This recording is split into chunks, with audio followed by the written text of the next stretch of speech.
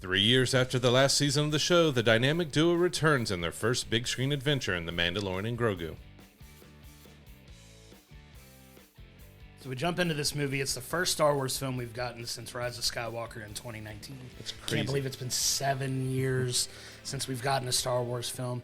This takes place, obviously, after the events of Season 3 of Mandalorian and Grogu. We get them on the big screen here. You've got Mando working for the New Republic as kind of their hired gun bounty hunter going after, targets of the Empire and trying to get information to help them make advancements to, bring down the Empire here. And it just kind of jumps off. You jump off him going and hunting down these bad guys, and he runs across, the Hutts, who are kind of like the major crime overlords in the area that he's trying to go. So you have this whole adventure on going out and working, with the New Republic and trying to bring back, a member of the Hutt family for the Hutts. So you've got a little bit of crossover here where they're trying to work, kind of quote unquote, work with each other to, get information off of each other and everything like that. So it definitely felt very much like, in my opinion, what could have been another season of The Mandalorian and Grogu here. And I know that's what we were originally supposed to get, but yeah, man, this was a lot of fun. I had a good time watching it. What'd you think about it? I mean, it felt like a long episode of the series because probably the weakest point of the film is the plot. It's very bare bones and basic. As you said, it's kind of like an episode of the TV show. Originally, Season 4 was supposed to revolve around Thrawn and setting up Ahsoka Season 2, which we're still waiting on, 4 years after its first season. And they decided to scrap that. The scripts were ready to do, but they decided to do the film. And yeah, I had a lot of fun with it. Like, past the plot being very safe and bare bones and basic, there was a good amount of fun action. You got a lot of throwbacks to the original trilogy, the prequel trilogy a little bit with some of the droids and other things in there.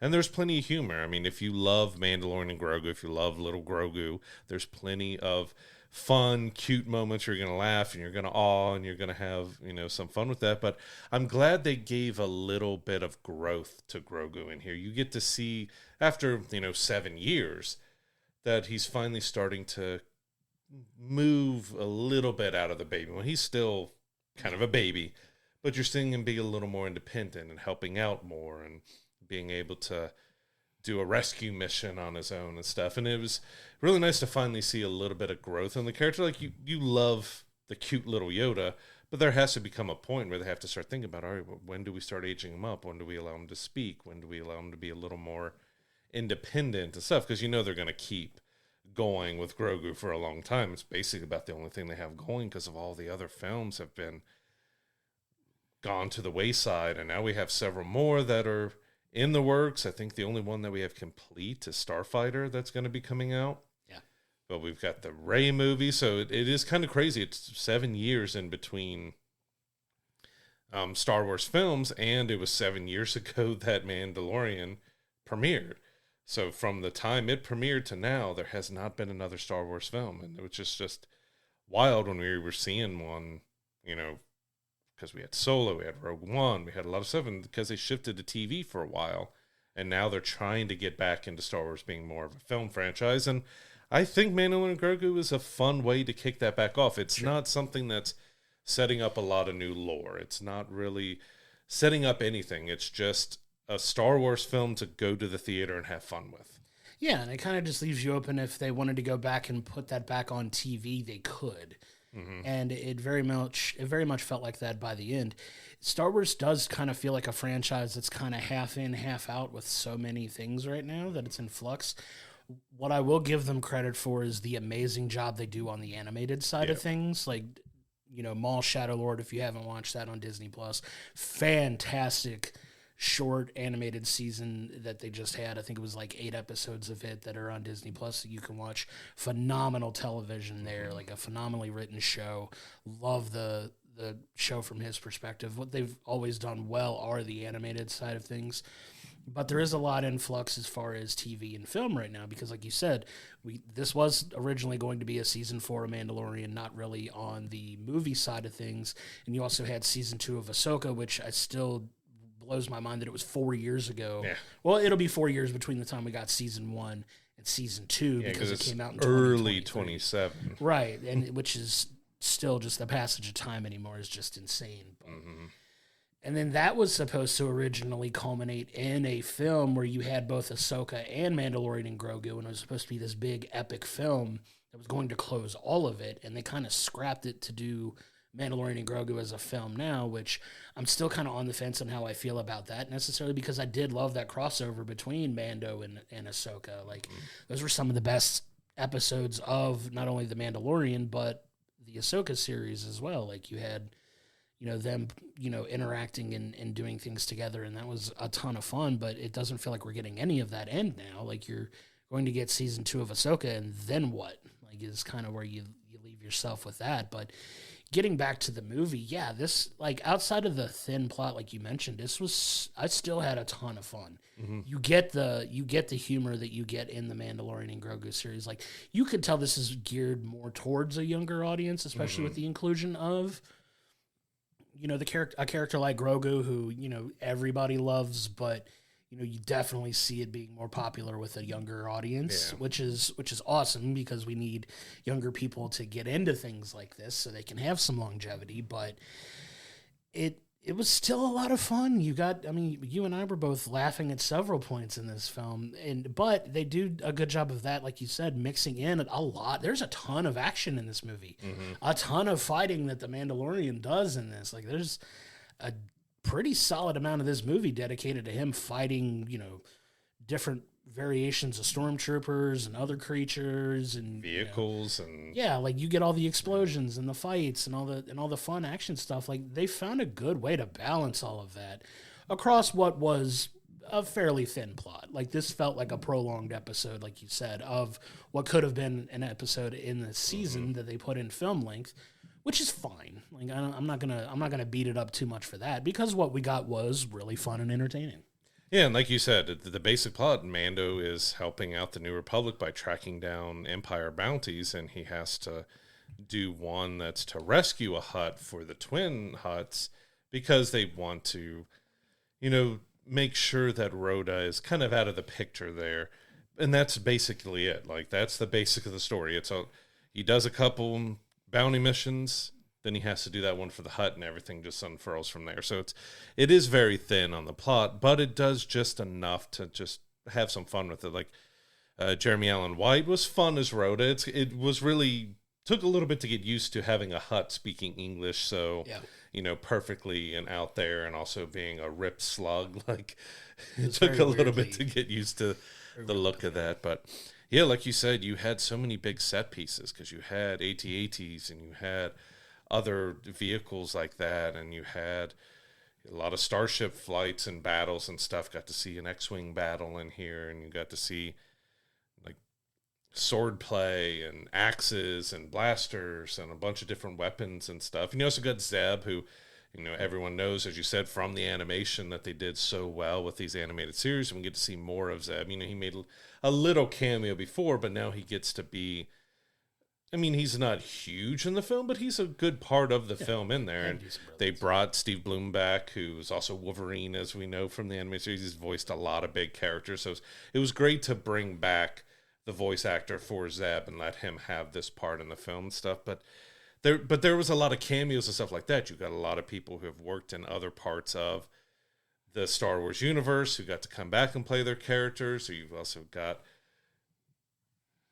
Dave Filoni and a few others who make some cameos. You've got directors and people who worked on The Mandalorian get to play some roles in there. You've got some other characters that we got to see show up in The Mandalorian, make a little return, and we were both like, oh, hey, they brought him back. And it was just a lot of fun. Like, I just had a good time with it. You can go and be critical of it because of the thin plot, that it's not really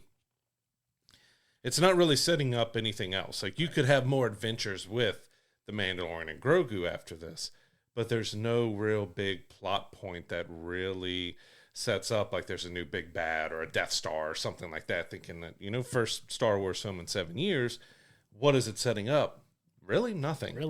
It's just something to go and have fun with Star Wars. Like I said, there's so many references to the original trilogy to, because you get Jabba mentioned, you get a lot of that. You get some mentions of the prequel trilogy in there with some of the robots and droids that show up. You get a few just nods and hints, and you got some lines that are repeated from other characters that get said in there. It's just kind of a fun love letter to Star Wars. It's not trying to do anything groundbreaking or new. It plays it safe. But the biggest point, if the plot isn't great, it's how does it do humor? How does it do action? How does it do these other things that can, okay, I'll just kind of turn my plot off to the brain. I'm watching it handle the humor right. You had a lot of fun with Grogu being silly and goofy, but also some moments like, all right, yeah, he's becoming a little man now. And you also get some reference with him that I'm not going to spoil that was really fun throwback. But it was just a ton of fun. Like the action sequences were great. It was fun. It was really quick. Just battle action. I will poke fun a little bit that they had to remove Pedro's helmet in the film just so you know that Pedro's there, because we left in season 3 that he had taken his helmet off, but then he was able to get back in the good graces of the Mandalorian to feel like he's a part of it again. He's not an outcast. He's got the helmet on. He's not going to be seen. And the way they did it, it was just kind of, all right, we just want to have one sequence where Pedro is seen as Pedro.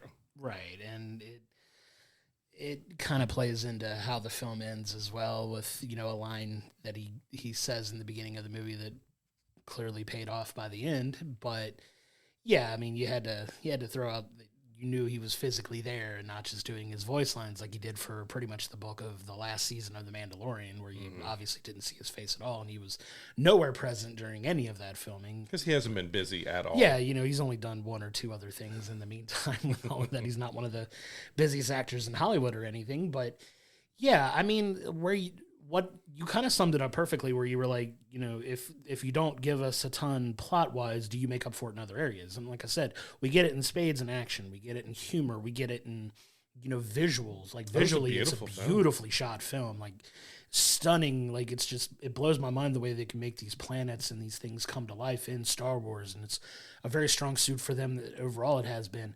The sound in it is incredible too. Like if you're one of those overly film nerdy people like we are that pay attention to things like that when you get into action films, the sound was incredible in it. And obviously we did, you know, up our experience a little bit going and sitting in the moving seats as well. That kind of added a lot of extra layer of fun to a film like this, which is totally warranted if you get a chance to do something like that. Because there's even subtlety when the ship is just like floating into space. You're just kind of waving drifting a little bit. And waving a little bit. It added another layer to it. It does, and that's the perfect vehicle for a film like this. If you're ever on the fence about sitting in those types of seats, it is a little pricier, which can be problematic with literally how expensive everything is these days. But if you're looking to treat yourself and try it, this would be the type of film to do it for. It was awesome. We had a ton of fun. It was well worth it. We had a ton of fun. We would have had fun with the movie regardless of being in those seats, but it does add a little bit of extra.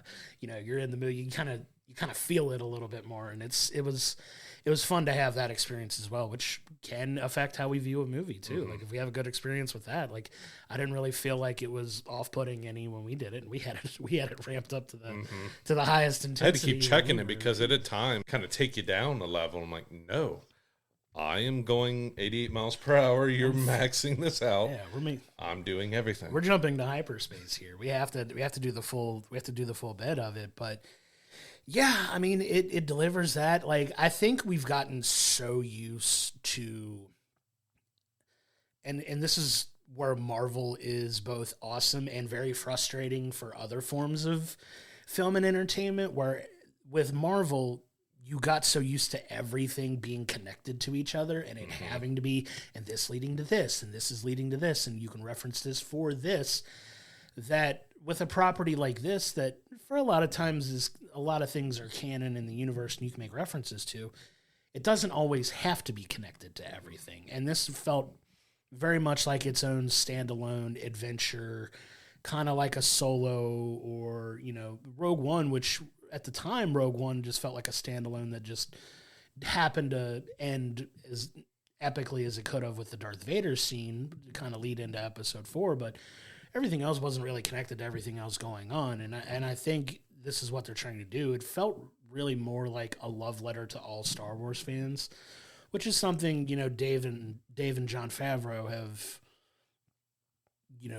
wanted and made an effort stronger to do to get people reconnected to Star Wars. And I think in this, it does very much feel like that love letter to hardcore Star Wars fans a little bit, where you're not outside of the plot, you're getting, like you said, the callbacks, the winks and the nods. And if you've been paying attention to everything, you'll see all the little references and the winks and the nods, like you and I were. We were just like, hey, hey, this is cool. This person showed up, and it really did feel like that love letter to Star Wars fans, where it's just like, hey, we are trying to rope in new people, but this is also something that you can enjoy if you've paid attention to everything. We'll give you some fan service here, and I think they did a good job with that. Yeah, because at times it can feel like Return of the Jedi. You get a lot of nods to that, with, of course, having the twin huts there, but also being in their palace and having the trap floor.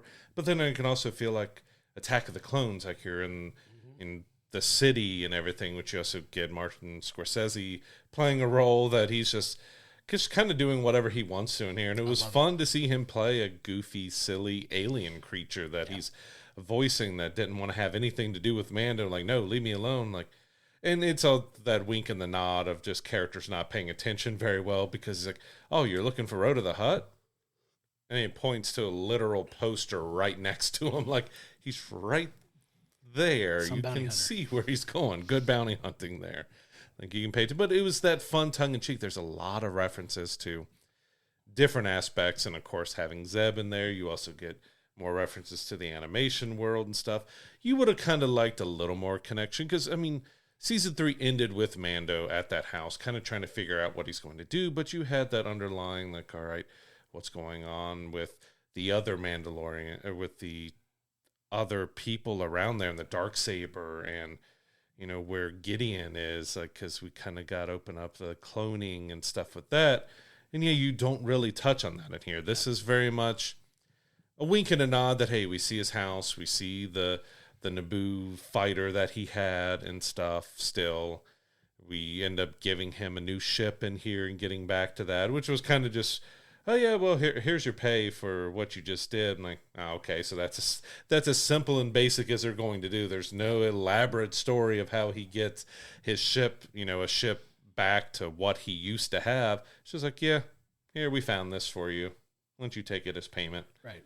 I'm like, okay, I guess that's all the explanation. But it is very simple in that fact. It's not trying to do anything incredibly risky or out there with its story and what it does. It's just letting you see Mando as a bounty hunter, going and collecting people, and then getting to see Grogu have a little bit of growth, of being a little more independent, and his back and forth with Boba Frick and the little guys there, and having them show up on their little speeder. Like, you get that sequence of, like, Mando sees someone's coming and he zooms in with his helmet, and you're like, all right, who is it? A bounty hunter who's coming after him? No, but your little bitty helper guys are there just to be cute and funny.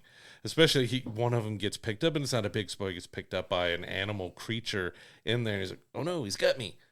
Like, the little movement he did while he was in the mouth.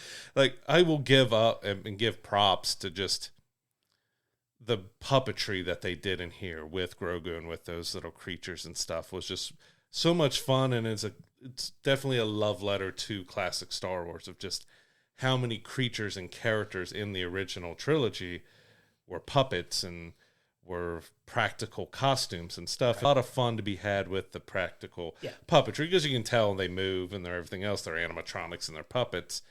But it just added that Star Wars charm to it, that classic Star Wars charm. Yeah, for sure. And there's so much fun stuff to do with that. And that's where, like I said, it does get a little more geared towards the younger audience, where you have the cute little creatures. I will say, like, some of my favorite humorous moments involved them and Grogu and stuff, especially the scene with, Mando being down and out for the count, and him trying to build the shelter to hold him in, to kind of protect him from everyone else. And you have his legs sticking out, and he's trying to push him through, and he's banging his head on the back wall. It was just like little funny things like that. And Let's try again. Yeah, if you see it, you know what I mean. It's so funny. Like the whole theater was cracking up at that one. That was a very funny moment. And then my other personal favorite, it's just so subtle, but it had me just cackling off to the side by myself. But it's when the little creatures with Grogu go to rescue Mando, and then they go to leave. And the ship is about this big to hold them and Grogu. And Mando's looking at it. He's just like, I got to find another way out of here. I can't go with you on that. Grogu's like, come on, we got to go. I can't fit in that He was like, I'm not going to make it. He's like, I got to find another way out of here. He's like, you go ahead. I'll figure it out. It would have been funny to see, like, have Mando hop on the top of it and get carried to another area. Kind of ride it like a skateboard or something. Like, I don't know if it would have been able to get off the ground with him being, like, but I don't know why. It tickled me. That was very, very funny. But yeah, it does have a little bit of everything. Like you said, you get the light plot, but they more than make up for it in entertainment. Like, this was a thoroughly entertaining movie. If you're just wanting to go watch a fun Star Wars story for a little over 2 hours, because I think it was like 2 hours and 15 minutes or so. It was just a little over 2 hours. You can kind of equate it to what I would consider to be like a season 3.5 of Mandalorian, where he kind of goes off on his own, doing his own thing. It's not really connected to the other Mandalorians that you were used to. Like, obviously, you had what's her name's Mandalorian character that was kind of... And my brain has been blanking on everything today. It has. But that whole story that they were setting up with that, and then obviously you had the presence of Thrawn with Ahsoka, and those eminent fights that are coming where you could have... I really wish and hope that they would have gone back and done a fourth season of this. It's still kind of up in the air on whether they're going to actually do it or not, because they may just be rearranging some things, and I hope that's the case. But so much is up in the air with Star Wars right now that it's really hard to see the vision and the direction that they're going. One, because they're keeping so many things close to the vest here, but I really, really want to see them kind of have some finality like there, because if you were going into this thinking this is going to be the finality of Mandalorian and Grogu here, you're going to be disappointed, because it's not really set up to be like that. It's like its own individual offside story. Like, it's outside of what you've already gotten from Mando, but you just get to see Mando, being the bounty hunter that he's supposed to be. And you get the growth from Grogu. Like, is that going to lead to anything? It's still kind of up in the air, but if you're just looking for like a really fun one-off story for them to put on the big screen and have a good time with, it's very, very, very entertaining. And for that, I will give them props. And it's also something that you don't necessarily have to have watched The Mandalorian, because it is that disconnected. Like, if this was your first time with Mando and Grogu, you get enough to see their bond and references to what they've been through and everything else. Like, it helps to have that set up between Ahsoka and between the Mandalorian show. But it is something that they've made to, as you said, to be more standalone. So if you haven't watched anything else, you could go in here and have a fun time. It's just a silly, goofy, kind of over-the-top Star Wars film. Like, it can be a little slapsticky at times, and it can be dark. Like, as a dad, you can go in and say, this is very much a family-centric film for the kids and stuff, but it does have some moments where it gets pretty violent, and you get a few jump scares, and you get some things where my youngest was kind of squirming in her chair, like, especially with the biggest creature that they introduce into here, because they introduce a lot of different creatures, kind of throwing out just a lot of different species and everything else. You get a pretty big one that was a pretty intense scene, but also that silly goofiness of, like, when they were in the trash compactor in A New Hope, of how they're standing here in garbage, but then Luke can be grabbed and drug underneath, and like, they're like ankle deep in water. How is he getting dragged? And they kind of poke fun of that with that sequence, because Mando's able to walk around on the surface, but then he's also able to go like well below water, so somehow this gigantic creature can be within here and stuff as well. So that was a fun little kind of nodding joke back at A New Hope, of like how you can be in such a shallow area but have this depth of water below you where you can disappear. Like, I'm like, I see what you're doing there. Yeah, and that's part of the whole love letter to longtime Star Wars fans, where if you know some of the silliness and the absurdity of and non-practicality of some of these set pieces and situations, like, they do poke fun at that, and they do have They do have fun with it. And yeah, it does get a little darker at times. It does get, like you said, you get a little bit of everything. It's not too dark and too terrifying that it's going to scare kids tremendously, but it does have some more intense moments. And my wife got jump scared by one of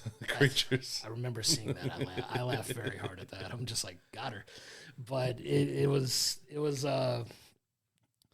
fun. Like I said, it had a little bit of everything. You have the whimsical, you have the humor, you have the intensity, you have the action. Like it's a very well plot aside, well-rounded movie. Like you get a little bit of everything, and I think that's what makes a platform like Star Wars so special, is because you can do so many things with it, and it works. Mm-hmm. Because if you want to be silly and funny, you could be silly and funny. It's creatures and robots and people fighting in space over control, like in on various planets and things like that. It can be very silly and absurd, and they lean into it when it works.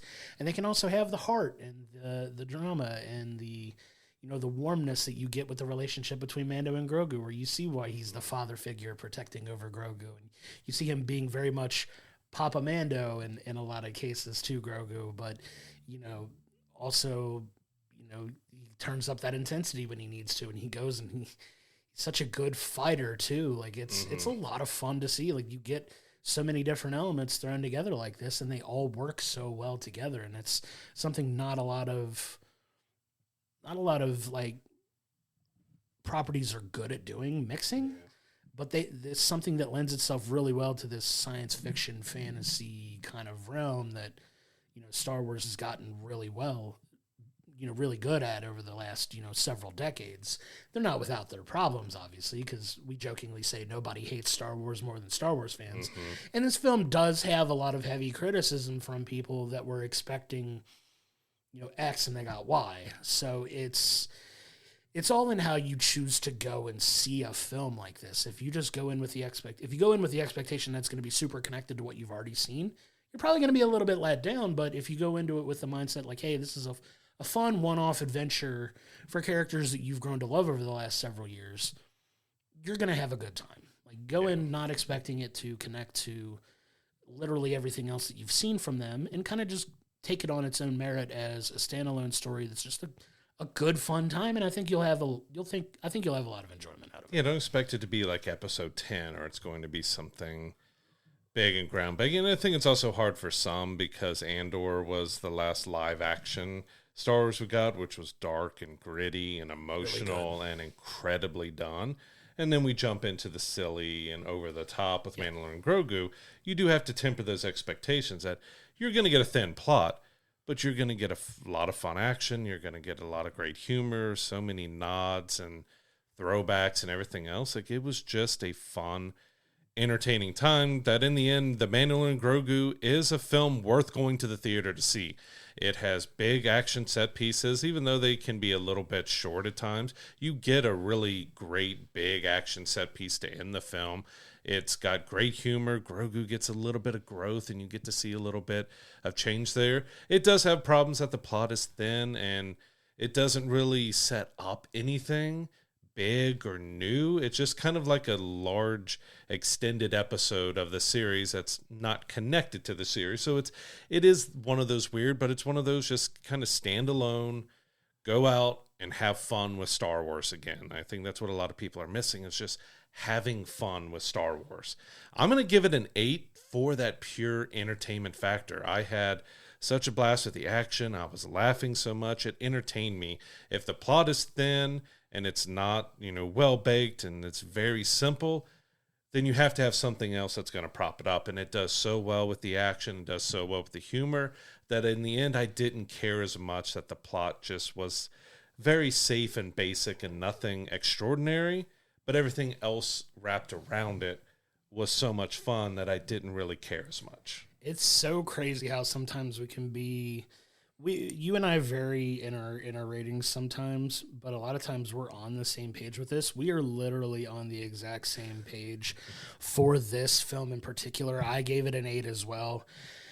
To all the points you said, it loses points for me for a thinner plot. But if you're I've said it time and time again on this podcast over the years. If you're not gonna wow me with the story, wow me with literally everything else, and I will have a lot of fun with it. That's what this is.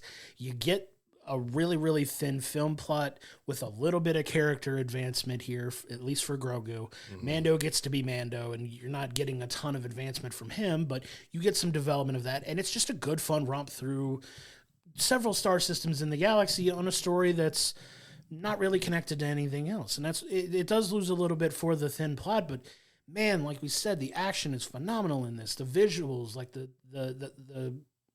everything there visually is stunning. There's so many vibrant worlds that come to life in this film.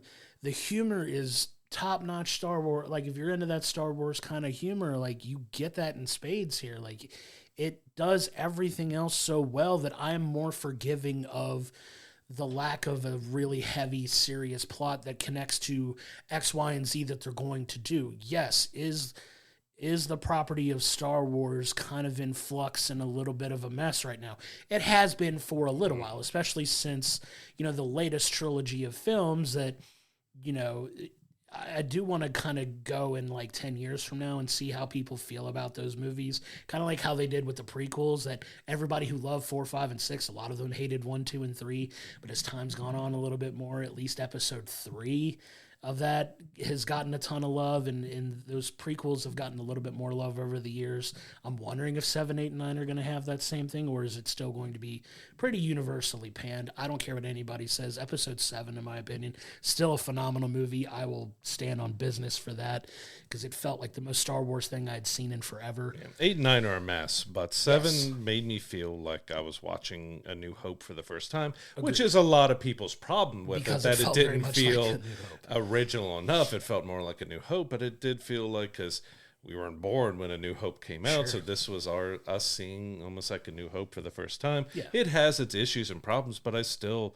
like, when we saw it in theaters, I got goosebumps and chills watching it, just because it just felt like a reintroduction to Star Wars, but they just dropped the ball so hard with 8 and 9, and then it just, it got really messy after that. Like, we get Andor, which is fantastic, and then you got The Mandalorian, which is so much fun, but those take place in 2 different time periods, and that's really, in live action, all we've had for the last 7 years is that. And when you're bringing it back to film after 7 years, I can see a little criticism of this just not having an overarching connection to anything else, of it just being a standalone, or setting up a new bad guy or a new big plot point that they could follow. And it is a little bit like, all right, what are we doing now? Because they scrapped that Ahsoka and Mandalorian wrap-up film, are they going to continue trying to do these one-off films for Mandalorian and Grogu?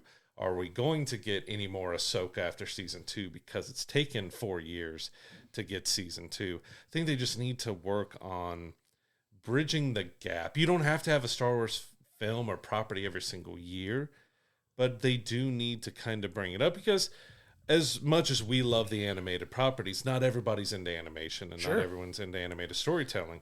So if you take out all those animations, then you're kind of a little bit thin on that Star Wars content. Yeah.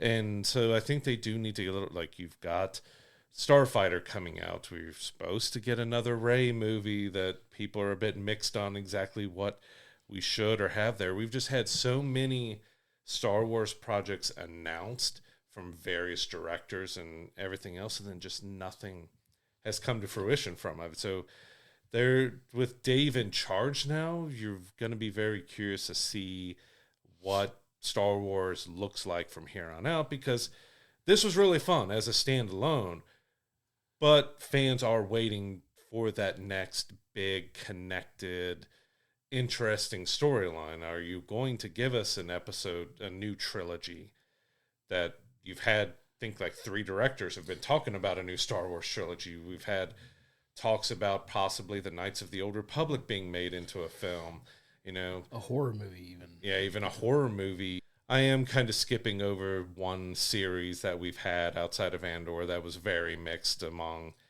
everybody, because we felt like it was a letdown as well. And going back to the the old Republic and going into the beginning of the Jedi era, and felt like it really dropped the ball. Like, there's a lot of pressure on Star Wars from the hardcore fans and from the fandom to do something new and different. And if you go into Mandalorian and Grogu expecting it to give you something new and different, you're going to be a little disappointed. But if you want legacy, throwbacks, references, classic kind of Star Wars feel, this is going to give it to you in spades. And it really is going to depend on your state of mind and what you're going into this film looking for, of what you get out of it. Because if you just go in expecting to have a fun, silly adventure, you're going to be entertained.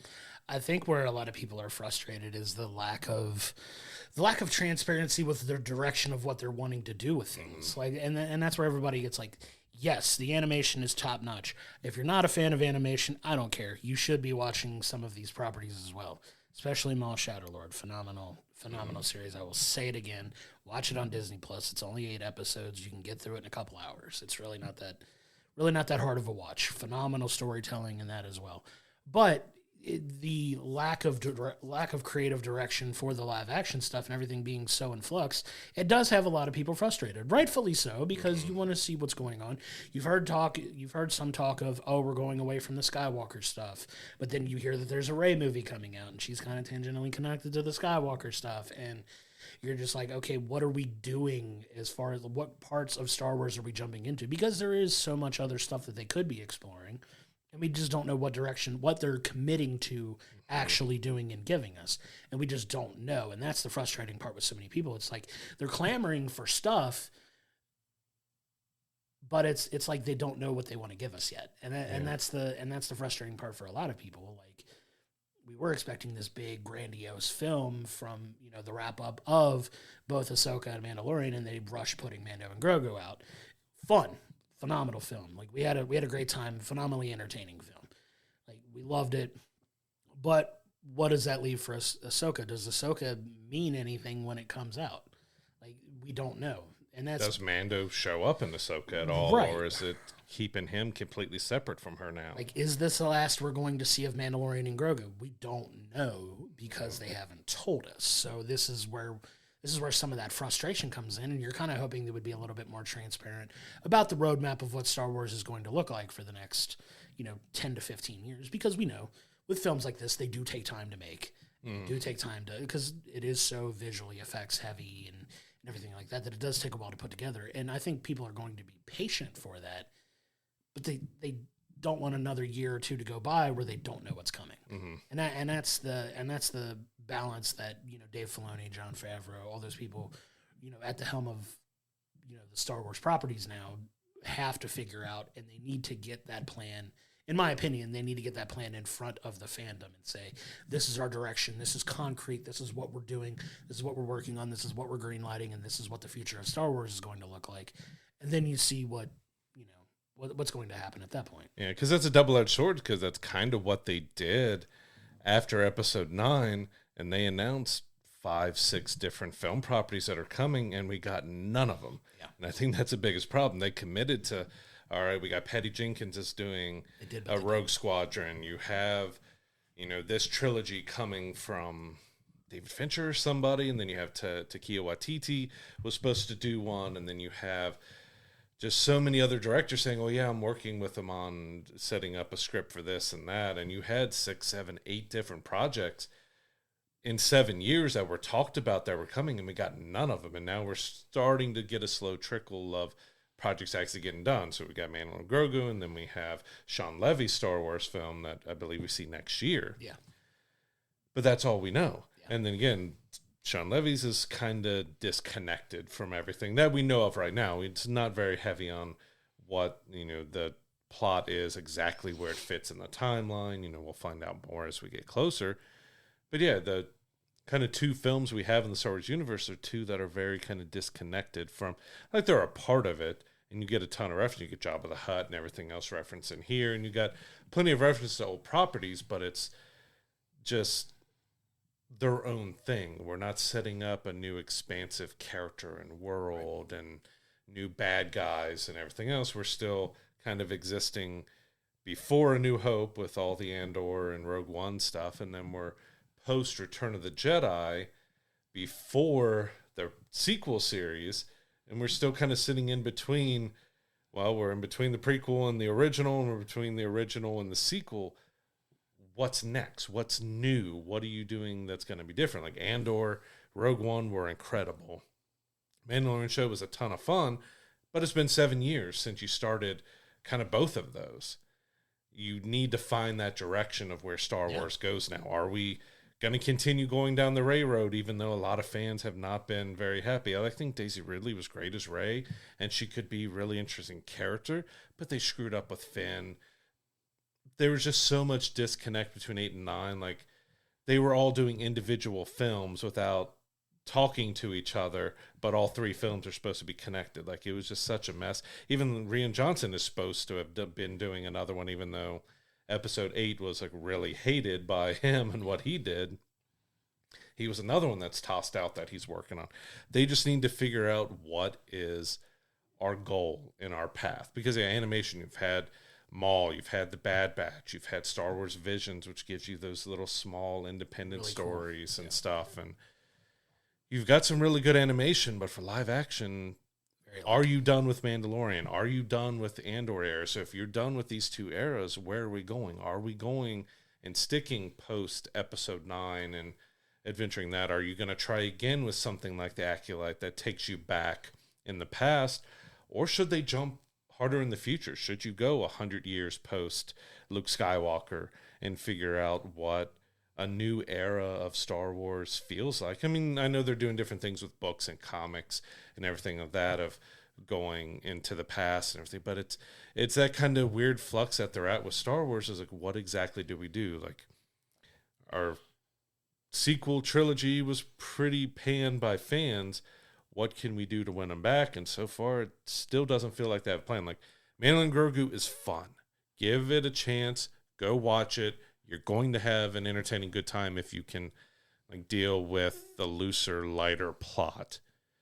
But it does leave you wondering, where does Star Wars go from here? Are we just going to get a bunch of one-off Mandalorian stuff, which can be fun, but fans are craving more of the meaty story with a new villain and also lightsabers and Jedi and all that, which you get a little bit of Ahsoka, but 4 years since of Ahsoka.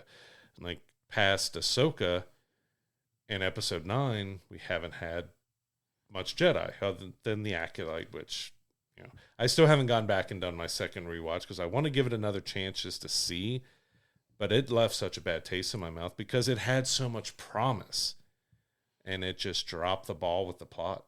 I have a funny story about that to kind of do it, because I do as well. I do want to go back and try to give it another chance and see if I feel any differently about it. But I went in, I was trying to watch Maul, right? Mm-hmm. The Shadow Lord, the recent one. And for whatever reason, I started watching it too late in the evening. I fell asleep on my couch. And I missed like half of the episode I was intending to watch. And when I woke up on my couch, the Acolyte was playing. It was the next one. You got jump scared. I literally was like, what the heck? Like, no, this is not what this is definitely like. Why is this next recommended? Wake up, Josh. Wake up. Yeah, that's their way of jumping me back awake. Like, we're gonna play something that will force you to wake up. Like, what the heck is on my TV right now? But it automatically started playing. I think I was like halfway through the first episode of The Acolyte when I came to. It took like a little like hour power nap on my couch, but it was very funny. I was like, that's what you played for me after Maul. You didn't go into like episode 1. You didn't go into Clone Wars. You didn't go into no. You went to The Acolyte for whatever reason was the next one. Yeah, you would think if you're watching Maul, if it's going to jump you into something, it should be the Phantom Menace. Something that Maul was connected to, or something, or Obi-Wan, for God's sake, or even Solo when he does a little cameo in that. Yeah, give me something up. No, Acolyte. I was like, I see what you're doing, Disney. You're trying to push me back in that direction. I will go when I am ready. But it was funny because it was funny that you brought that up. I was just because I had to laugh. I was just like, bold move, Disney. Bold move, putting that one as the automatic play next to it. But yeah, still, I want to put a little bit more time past my original viewing before I go back and see it. I may see it at like some point next year, but I do still eventually want to go back. Yeah, so we don't really know what other TV we have coming for other than animation. Like we know we've got another season of Visions coming. We're going to have another season of Maul. Yeah. But we don't know if we're going to get any more Obi-Wan, even though Ewan McGregor is pushing to want to do another season, which could be a fun if Maul really is taken off. Maybe we get Maul showing up in the next season of Obi-Wan, because if you've watched the animated stuff, you know they get to see each other and meet up with each other again. So, but yeah, it's like as much as entertained and fun I had with Mandalorian and Grogu, I did get left with, where is Star Wars going? Like, what is it just going to be a bunch of one-off stuff and they're trying to not do a trilogy or a core story, or do they need to go back to it? And I guess it's going to be a really interesting next few years if we do finally get that Rey film and we get some more of that stuff, just to figure out what are they wanting to do. Because right now they're just jumping all over the timeline. We want to see kind of what's the next big thing. Like, you just don't know. But yeah, in the end, Mandalorian and Grogu was a lot of fun. It was entertaining. I just had a good time. It's something I do plan and want to go back and I'll watch multiple times. I'll watch it with my family multiple times. My girls loved it. It looked like all the kids in the theater loved it as well. Like, it is a fun, entertaining film that doesn't have to be too heavy. You could go in expecting it to have a heavy plot, but it's just something to be entertained again by Star Wars. And sometimes I think we lose the plot of some things that you can just go in and be entertained by something without it having to be over the top. And we've had several films reviewed lately that we have had that where the plot's not the greatest, so we have to go to these other aspects, and maybe they let the down there, or we know it's going to be really crazy over the top, and we're just going to go in with that notion that it doesn't have to be just like Mortal Kombat 2 or something else. Like, it's not going to be the greatest plot and story and acting, but it can be entertaining still, even if it's missing on stuff. And Mandalorian Grogu is entertaining. Yeah, for sure. I mean, we'll see what the future of Star Wars looks like. Hopefully we get a clearer direction from that moving on. But Mandalorian and Grogu is in theaters now. Go check it out. Come to our social media outlets. Let us know what you think about the film as well. We're excited to talk about this film with you as always. But yeah, definitely a fun one to take the whole family and go see. It's definitely worth the watch. So thank you so much for tuning in. And if you feel so inclined, do all the things to help the show out, from follows, shares, likes, and comments on social media to subscribing on YouTube and your favorite audio platforms. All of it helps us out so much, and we can't thank you enough for all the support. You can also become a subscriber over on Patreon to get each episode delivered to you early, exclusive merch items, and your name read out at the end of every episode. Check it out at patreon.com/we'll bring the popcorn. That's going to do it for this episode, and we'll see you on the next one.